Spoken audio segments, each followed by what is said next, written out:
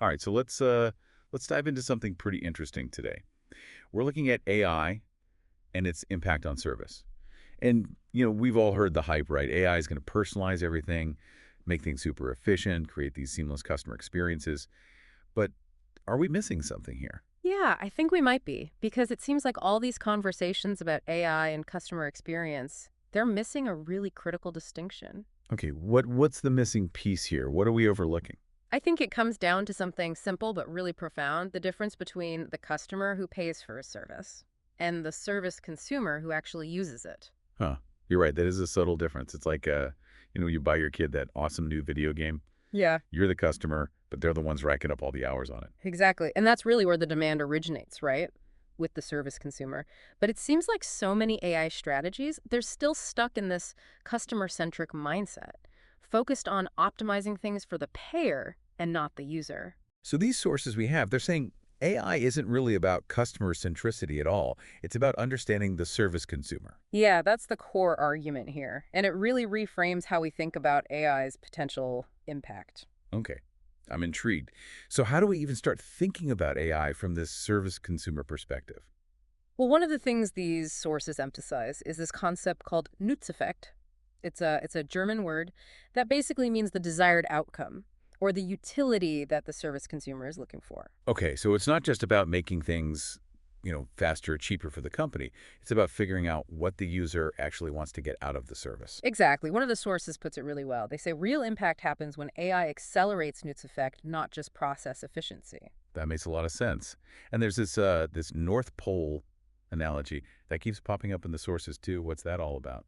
I think it's a really powerful way to visualize this whole concept. The sources argue that the service consumer, they should be the North Pole that guides all AI development. So everything should be oriented toward that point of true demand. Oh, so instead of asking, you know, how can AI make this company more efficient? Hmm.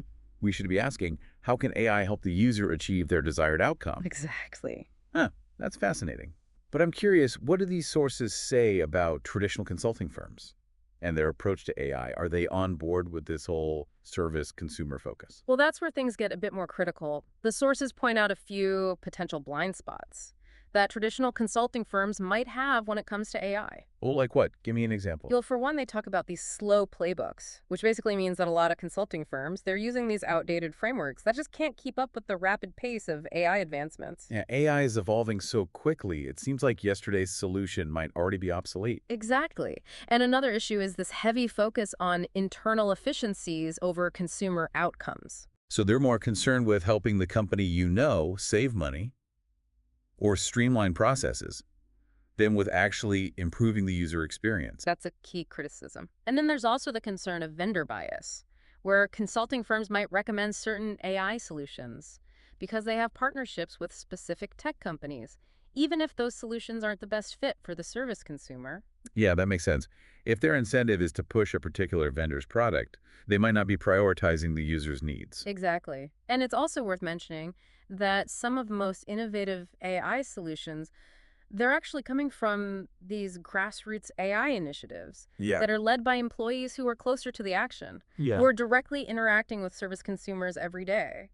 That's really interesting. So you're saying traditional consulting firms might be missing out on valuable insights Yeah, because they're so focused on working with the C-suite and looking at things from a top-down perspective. that's right. They might be overlooking those creative bottom-up solutions that are emerging organically within organizations. Okay, I'm starting to see how this focus on the service consumer can really disrupt the way we think about AI.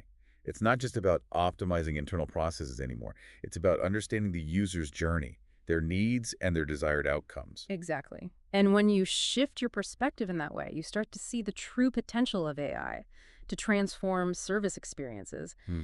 in a way that truly benefits everyone, not just the company's bottom line. Yeah, that's powerful thought.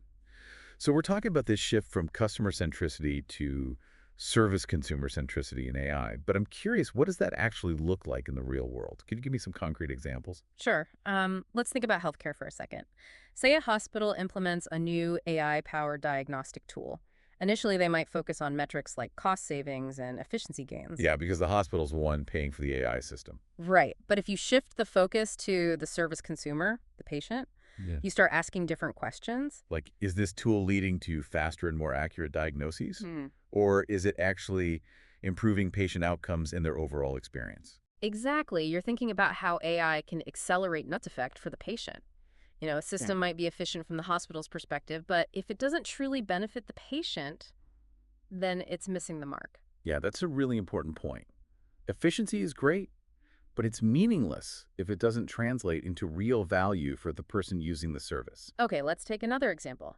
Imagine a school district that's investing in AI-powered tutoring software. So in this case, the school district is the customer, and the students are the service consumers. Right, the district might be focused on metrics like standardized test scores and graduation rates, but what about the individual student's experience? Hmm. Is the AI helping them grasp the material, adapt to their learning style, and feel more confident? That's where that Nutzeffekt comes in again, right? The desired outcome for the student might be a deeper understanding of the subject, not just a higher test score. Exactly, and measuring those outcomes might require going beyond traditional metrics. You might need to gather qualitative data like student feedback or observations from teachers. So it's not just about the numbers. It's about getting a holistic view of the service consumer's experience and how AI is impacting it. Precisely, and this applies across industries. In finance, AI could help people make more informed investment decisions. In transportation, it could optimize routes and personalize commutes. The key is to design AI systems that prioritize the needs and goals of the service consumer. It sounds like this shift in thinking could lead to some truly innovative and impactful AI applications. Absolutely, because when you start with the user's needs and desired outcomes, you're forced to be more creative and think outside the box. Instead of just automating existing processes, you're actually reimagining the entire service experience with the service consumer at the center. Exactly. It's about using AI to solve real-world problems Yeah. in a way that benefits everyone, not just the company paying the bill. And I think that's what makes this conversation so exciting. We're not just talking about efficiency or automation. We're talking about using AI to improve people's lives. I totally agree. But let's be realistic for a second. Shifting from a customer-centric to a service consumer-centric approach is a pretty big change.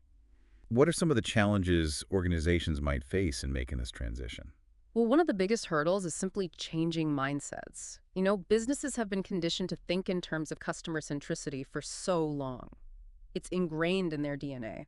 So it's like we're asking them to rewire their brains. In a sense, yes, it requires a fundamental shift in perspective. Instead of just providing a product or service, they need to see themselves as facilitators of value creation for the service consumer. And that might involve some pretty significant changes to their internal processes, how they measure success, and even their overall business model. Absolutely. It's not a quick fix, it's a journey, but I believe the rewards are worth the effort. Okay, so let's say an organization is ready to embark on this journey. What advice would you give them? Where should they start? Well, I think the first step is to truly understand their service consumers. Who are they? What are their needs, goals, and aspirations? What are their pain points and frustrations? What kind of value are they seeking? So it's about going beyond demographics and purchase history and really digging deep into the service consumer's world. Exactly. And once you have a clear understanding of the service consumer, you can start designing AI solutions that genuinely address their needs and help them achieve their desired outcomes. And this probably involves gathering different types of data too, right? Not just the traditional metrics like sales figures or website traffic, but more qualitative insights. Absolutely. You'll need to collect user feedback, conduct surveys, and even consider ethnographic research to observe how people are actually interacting with your service. That makes sense. And then, of course, is the technical challenge of integrating all that data into AI systems and training those systems to recognize patterns and make predictions that are relevant to the service consumer. That's right. It requires technical expertise, a willingness to experiment, and a commitment to continuous learning and improvement. You'll need to constantly adapt your AI solutions as you gather more data and feedback from your service consumers. So it's an ongoing process of discovery and refinement, not a one-time implementation. Exactly, and I think that's what makes this field so fascinating. We're constantly pushing the boundaries of what's possible with AI, and the service consumer is at the heart of it all.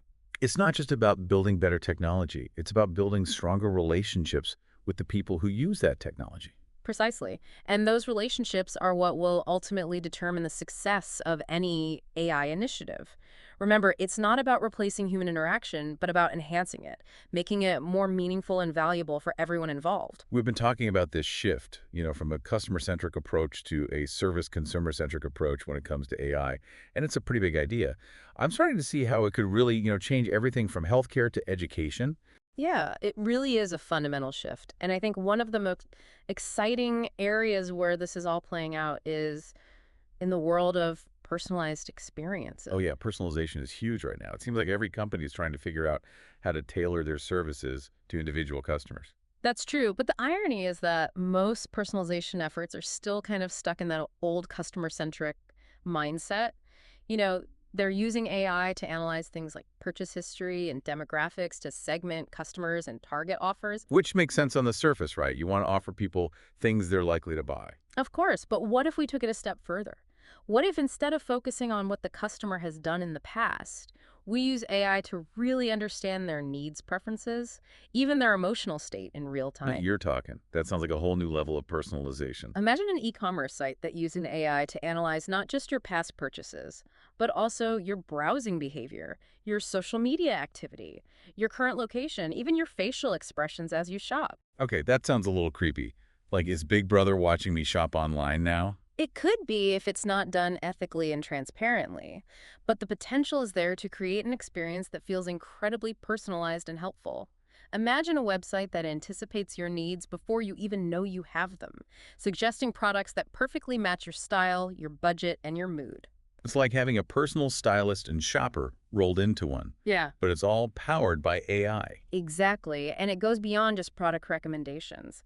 Think about a website that adjusts its layout, its color scheme, even the music playing based on what it knows about you. Wow, so it's like the website itself becomes a reflection of your individual preferences. That's the idea.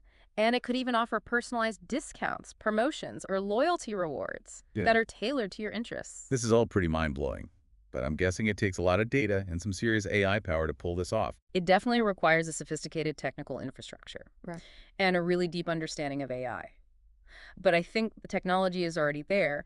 The bigger challenge is getting companies to fully embrace this service consumer-centric mindset and make the necessary investments. And of course, there's that ethical dimension that we can't ignore. We don't want to, cross the line into creepy or manipulative territory. Absolutely. Transparency and user control are crucial. People need to understand how their data is being used and have the option to opt out of anything that makes them uncomfortable. So it's about finding that sweet spot between creating a truly personalized experience Yeah. and respecting individual privacy. Right. And I think that's where good design and ethical considerations come into play. We need to build AI systems that are not only intelligent, but also empathetic and human-centered. We've covered a lot of ground in this deep dive. We started by talking about the difference between the customer and the service consumer, the importance of focusing on that Nutzeffekt, and how AI can accelerate the realization of the service consumer's desired outcome. We've also explored how this shift in thinking can impact industries like healthcare and education, and how it can lead to a whole new era of these hyper-personalized experiences. It's been a fascinating conversation, and I hope our listeners are walking away with a better understanding of how AI can be used to create a more human-centered and value-driven world. I agree. And I think the key takeaway here is that AI isn't just about making things faster or more efficient. It's about using technology to enhance our lives in meaningful ways. Exactly, and that's why it's so important to keep the service consumer at the heart of every AI initiative. Well said. And on that note, I want to thank you, our listeners, for joining us on this deep dive into the world of AI and the service consumer. We hope you found it insightful and thought-provoking. And remember, the conversation doesn't end here. Keep exploring. Keep asking questions, and keep pushing the boundaries of what's possible with AI.